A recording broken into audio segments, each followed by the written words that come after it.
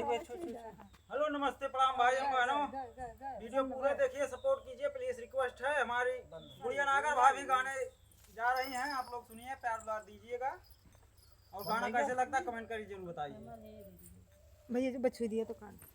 हाँ चलो छुई दो चलो बस करें। हेलो दोस्तों, नमस्ते प्रणाम, आप सभी का स्वागत है हमारे YouTube चैनल पर अजीत पेंटर हैदरगंज में, जिसपे कॉमेडी पड़ती है। और आप सब लोग कॉमेडी देखिए, शाम को 6 बजे पड़ जाती है और 9 बजे से 10 बजे तक 12 बजे तक लाइव रहते हैं। आप सब लोग शाम को मुलाकात कर सकते हैं 9 बजे से 10 बजे तक। और एपी गुड़िया सुमन का चैनल है, जिसपे शॉर्ट वीडियो ऐसा गाना पड़ता है, सब लोग गा के डालते हैं, ब्लॉग वीडियो पड़ता है। और हमारी गुड़िया नागर भाभी, इनको पहचान लीजिए भाई साहब, कल की स्टार होने वाली है, ये हम गारंटी करते हैं। आज सिर्फ बैठी हमारे पास में, कल हो सकता है हमारे पास में ना रहे, लेकिन भविष्य जानता है आगे क्या होगा क्या नहीं। आप सब लोग इनको ज़्यादा से ज़्यादा सपोर्ट करिए, बहुत अच्छा गाना गाते हैं। भुलाए नहीं, भूल वो बात नहीं करना चाहिए, भुला जाएंगी। और हमारी ये हैं क्या कहते हैं इनको, लाडो सुपरस्टार, इनका चैनल परसों मोनेटाइज हुआ था। और इधर नीलम कुमारी हरिओम, इधर अनीता समंता हमारी भाभी आई हैं बड़ी वाली, जो हमको हमेशा सपोर्ट करती हैं। और आर के कमलेश श्रद्धा, इनके चैनल का नाम राधे सूर्य सुल्तानपुरिया अगवान जैसे पीछे बैठे हैं। आप सब लोग इनको भी सपोर्ट करिए। जैसे कहा कि नाची मका जोकर नहीं, भड़ुआ भड़ुआ एक लोग भाई साहब लाइव में आकर भड़ुआ बोले थे। सभी से हाथ जोड़ के विनती, आप सब लोग सपोर्ट करिए और गाना सुनिए। नमस्ते प्रणाम।